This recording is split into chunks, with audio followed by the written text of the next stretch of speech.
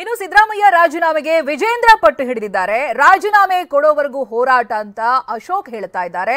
ರಾಜೀನಾಮೆ ಬೇಡ ಅಂತ ಎಸ್.ಟಿ. ಸೋಮಶೇಖರ್ ಆಗ್ರಹಿಸ್ತಾ ಇದ್ದಾರೆ. ಸಿಎಂ ರಾಜೀನಾಮೆ ಯಾಕೆ ಕೊಡಬೇಕು ಅಂತ ಎಸ್.ಟಿ.ಎಸ್ ಪ್ರಶ್ನೆ ಮಾಡಿದ್ದಾರೆ. ಸಿದ್ದರಾಮಯ್ಯ ಪರವೇ ಎಸ್.ಟಿ. ಸೋಮಶೇಖರ್ ಬ್ಯಾಟಿಂಗ್ ಅನ್ನು ಮಾಡಿದ್ದಾರೆ. ಯಾರ್ಯಾರು ಏನೇನು ಹೇಳಿದ್ರು ಬನ್ನಿ ಕೇಳೋಣ.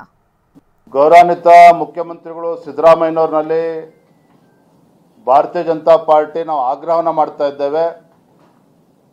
ಇನ್ನಾದರೂ ತಮ್ಮ ಬಂಡತನವನ್ನ ಬಿಟ್ಟು ಇಷ್ಟೊಂದು ಕಳಂಕವನ್ನು ಹೊತ್ಕೊಂಡಿರ್ತಕ್ಕಂಥ ತಾವುಗಳು ಇಷ್ಟೊಂದು ಆರೋಪಗಳನ್ನು ಹೊತ್ಕೊಂಡು ಇವತ್ತು ಆರೋಪಿ ಸ್ಥಾನದಲ್ಲಿ ನಿಂತಿರ್ತಕ್ಕಂಥ ಗೌರವಾನ್ವಿತ ಮುಖ್ಯಮಂತ್ರಿಗಳು ಸಿದ್ದರಾಮಯ್ಯನವರು ತತ್ಕ್ಷಣ ತಮ್ಮ ಸ್ಥಾನಕ್ಕೆ ರಾಜೀನಾಮೆಯನ್ನ ಕೊಡಬೇಕು ಅನ್ನುವ ಆಗ್ರಹವನ್ನ ಮಾಡ್ತಾ ಇದ್ದೇನೆ. ಸಿದ್ದರಾಮಯ್ಯನವರು ಹೇಳಿದ್ದಾರೆ ನಾನು ರಾಜೀನಾಮೆ ಕೊಡಲ್ಲ ಅಂತ. ನಾವು ರಾಜೀನಾಮೆ ಕೊಡೋವರೆಗೂ ನಮ್ಮ ಹೋರಾಟ ಮುಂದುವರಿತು.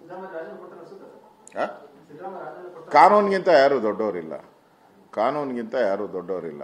ಈಗ ನಾಗೇಂದ್ರದು ಕೊಡಲ್ಲ ಅಂತ ಹೇಳಿದ್ರು.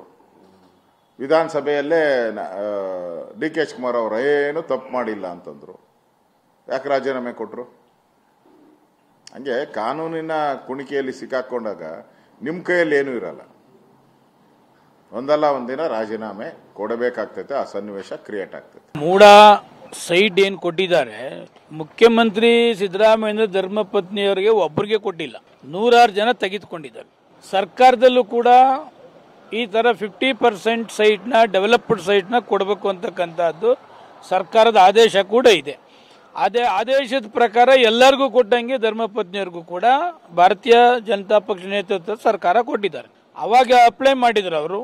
ಬಟ್ ಅವಾಗ ಕಾನೂನು ಬಾಹಿರವಾಗಿದ್ದರೆ ಇದು ರಿಜೆಕ್ಟ್ ಮಾಡ್ಬೋದಾಗಿತ್ತು ಅವತ್ತೇ. ಇಷ್ಟೆಲ್ಲ ಆದಮೇಲೆ 2 ವರ್ಷ ಆದಮೇಲೆ ಅವ್ರಿಗೆ ಕೊಟ್ಟಿರೋದು ಕಾನೂನು ಬಾಹಿರ ಅಂತಕ್ಕಂಥದ್ದು ಹೇಳಿದ್ರೇನು ಕಾಂಗ್ರೆಸ್ ಸರ್ಕಾರ ಕೊಟ್ಟಿತ್ತ? ಈಗ ಅದೆಲ್ಲ ಕೊಟ್ಟದ್ದು ಇವರಿಗೆ, ಗಲಾಟೆ ಮಾಡ್ತಾ ಇರೋದು ಇವರೇನೆ. ಅದರಿಂದ ಇವ್ರಿಗೇನು ಬೇರೆ ಏನು ಕೆಲಸ ಇಲ್ಲ, ಸುಮ್ಮನೆ ಅದನ್ನ ಇನ್ನೊಂದು ಮಾತು ಹೇಳ್ತಿದ್ದಾರೆ. ಸಿದ್ದರಾಮಯ್ಯನವರು ಸುದೀರ್ಘ ರಾಜಕಾರಣದಲ್ಲಿ ಒಂದೇ ಒಂದು ಕಳಂಕ ಇರಲಿಲ್ಲ. ಆಮೇಲೆ ಅವರ ಧರ್ಮಪತ್ನಿಯವರು ಕೂಡ ಯಾವತ್ತೂ ರಾಜಕಾರಣಕ್ಕೆ ಎಂಟ್ರಾದವರಲ್ಲ. ಸಿದ್ದರಾಮಯ್ಯನವರು ಮುಖ್ಯಮಂತ್ರಿ ಆದರೂ ಅವರ ಹಸ್ತಕ್ಷೇಪನ ಕೂಡ ಯಾವತ್ತೂ ಕೂಡ ಮಾಡಲಿಲ್ಲ. ಸಿದ್ದರಾಮಯ್ಯನವ್ರ ಹೆಂಡತಿ ಯಾರು ಅಂತಕ್ಕಂಥದ್ದನ್ನ ಪರಿಚಯನೂ ಕೂಡ ಯಾವ MLAಗಳಿಗೂ ಯಾವ ಮಂತ್ರಿಗಳಿಗೂ ಕೂಡ ಇಲ್ಲ. ಆ ಮಟ್ಟದಲ್ಲಿ ಅವರು ಇದ್ದಂಥವ್ರು. ಬೇಕು ಅಂತಾನೆ ಸಿದ್ದರಾಮಯ್ಯನವ್ರಿಗೂ ಕೆಟ್ಟ ಹೆಸರು ತರ್ತಕ್ಕಂಥದ್ದು, ಅವರ ಧರ್ಮಪತ್ನಿಗೂ ಕೆಟ್ಟ ಹೆಸರು ತರ್ತಕ್ಕಂಥದ್ದನ್ನ ಇವರೆಲ್ಲ ಕೂಡ ವ್ಯವಸ್ಥಿತವಾಗಿ ಅದನ್ನ ಮಾಡಿದ್ರು.